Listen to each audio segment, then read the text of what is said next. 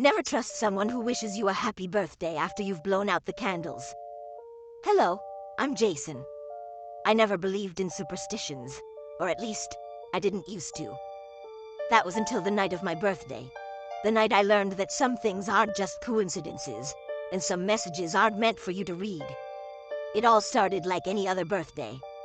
I had dinner with my family. They sang the usual songs, and I cut the cake while everyone clapped and cheered. But something was different this year.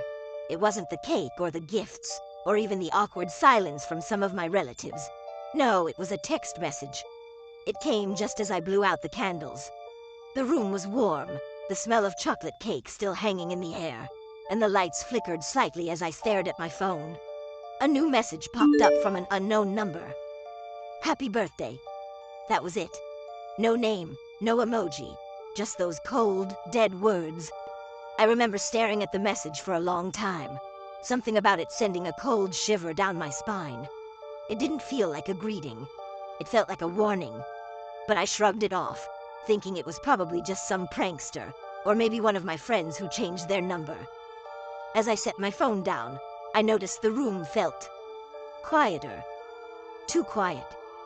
The candles on the cake had all gone out, their wicks smoldering faintly, but the silence was deafening. It was so still that even the faint hum of the refrigerator seemed too loud. And then, I heard it. A slow, steady breath, almost like someone was standing behind me, exhaling heavily, right into my ear. I froze. My heart hammered in my chest. I turned quickly, but the room was empty. Just my family, still talking among themselves, unaware of the coldness that had crept into the air. But something wasn't right. I could feel it. I didn't want to look, but I couldn't help it. I picked up my phone again, and there it was. Another message from the same number. Why didn't you answer? My hands went cold. I stared at the screen for a moment, my mind racing, trying to rationalize it. Who would send such a thing? And why?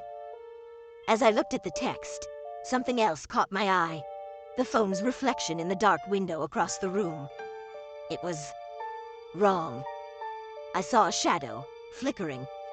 It wasn't mine. The figure was standing just behind me, taller, like a dark silhouette that moved in the corner of my vision. I whipped around, but no one was there. Nothing but empty air.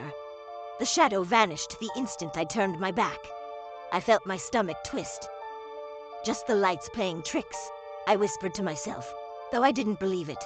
I wasn't a fool. But before I could shake off the dread, my phone buzzed again. Another message. Why are you ignoring me? The hairs on the back of my neck stood on end. My pulse quickened. My hands trembled as I typed out a response. Who is this? No reply came. But then, there was a new message. The words made my blood run cold. Look behind you. I didn't want to turn around. I shouldn't have. But something inside me pushed me to do it. I turned slowly, my breath caught in my throat. There, standing just a few feet behind me, was my mother. But it wasn't her. Not really. Her face was wrong. Her skin was pale, unnaturally so. Her eyes were wide and empty, hollow sockets that seemed to stare right through me. And her mouth was wide open, too wide, stretching into a grotesque, unnatural smile. I wanted to scream, but I couldn't move. I could only stare, paralyzed. But the worst part was her voice. It wasn't her voice anymore. It was deeper, distorted, like something else was speaking through her. Why didn't you answer, Jason? I could barely breathe, the air around me thick with terror. And then, as if on cue, her image flickered, like a faulty TV signal, and vanished. I turned to run, but the door was locked. I fumbled with the handle, frantic, my heart pounding in my chest.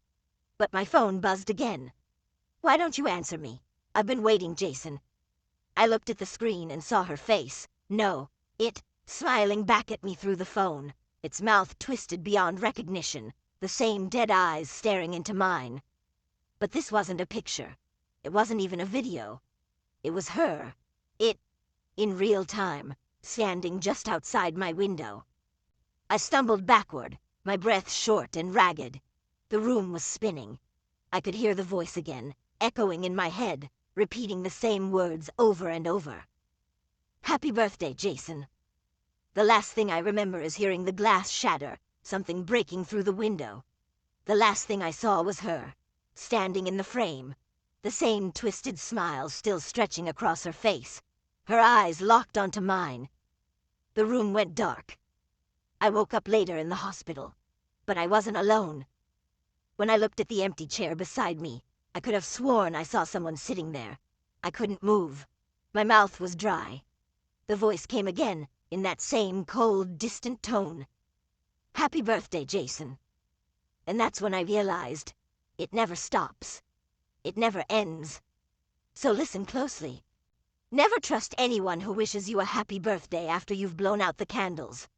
Because sometimes, the ones who wish you well are the ones who want to take everything you have, even your soul. And they'll be waiting for you when you blow them out.